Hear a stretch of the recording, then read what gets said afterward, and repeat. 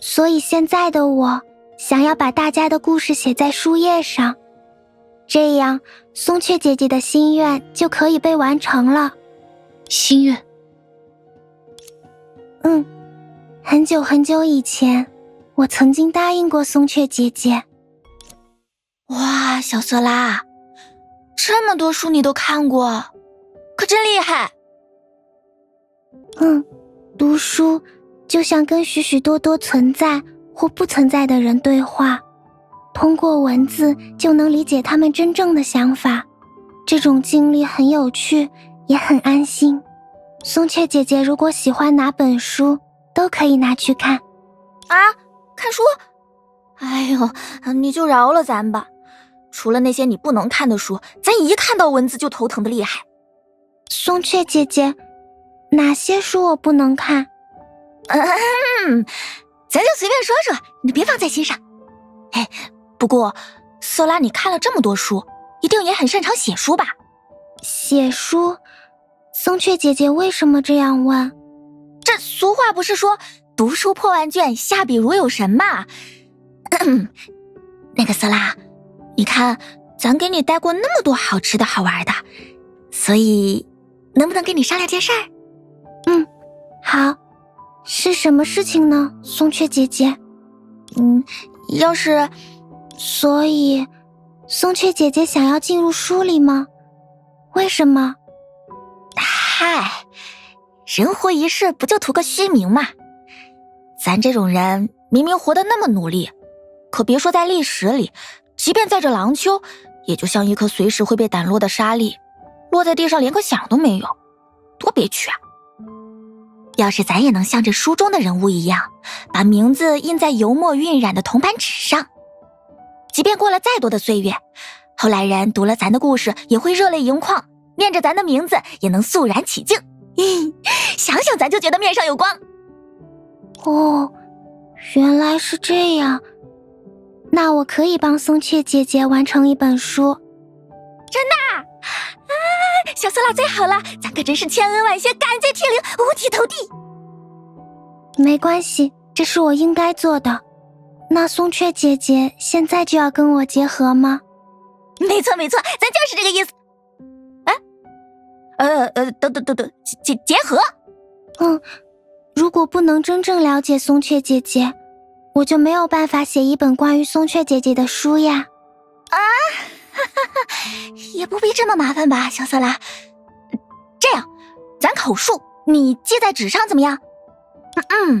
你就写咱平日里古道热肠，乐善好施，还肩负着廊丘的重大使命，面对邪恶毫不退缩，最后英勇无比的拯救了全世界，让大家都过上了幸福的好日子。听起来还挺风光吧？具体细节咱还得再琢磨琢磨。故事嘛，总得能闻者落泪，见者难忘。可是这写的并不是松雀姐姐呀。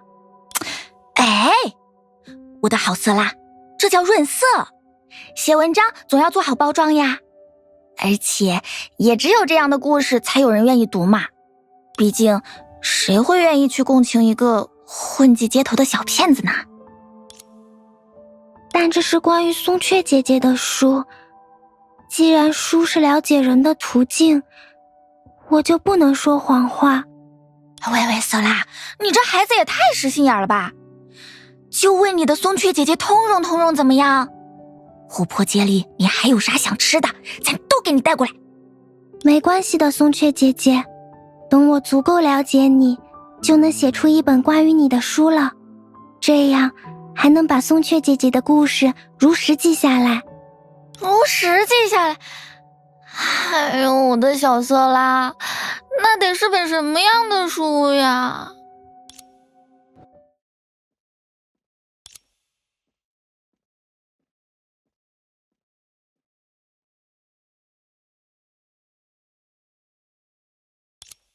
现在的我已经有了许多想法，我会把松雀姐姐的故事全部记述下来。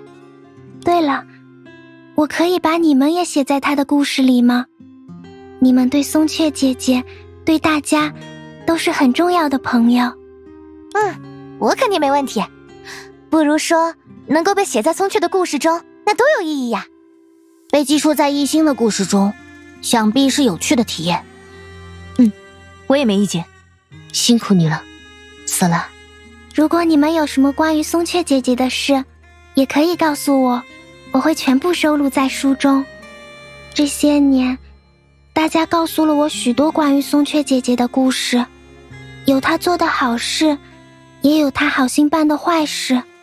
只要一件件记录下这些事情，就能回到松雀姐姐坐在我身旁的那个下午，完成她的愿望，对吧？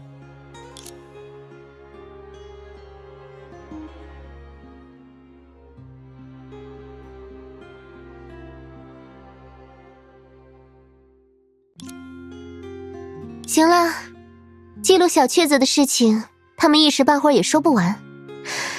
等宴会结束，你们有的是时间。说的也是。小瑟拉，你已经在这里写了半天，还是先休息休息，跟我回宴会厅吧。瑟姐姐没关系，我还不累。那我累了。哦，原来是这样。瑟姐姐，我陪你回去。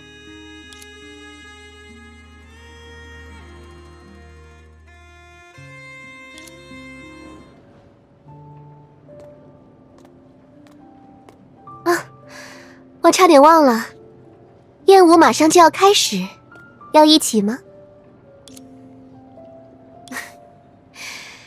看上去你们对这方面也没什么兴趣，那就等正餐时间再来吧。谢谢你，瑟利姆。随便。如果你们觉得打发时间实在无聊，不妨去找找白吉，虽然跟他待在一起也同样无聊。白吉叔叔就在前面不远处，瑟姐姐不愿意让他离宴会厅太近。他这几日都在弹些没品位的曲子，我就让他离我远一点，别污染了我的耳朵。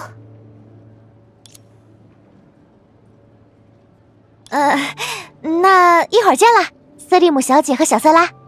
一会儿见，希娜姐姐，还有大家。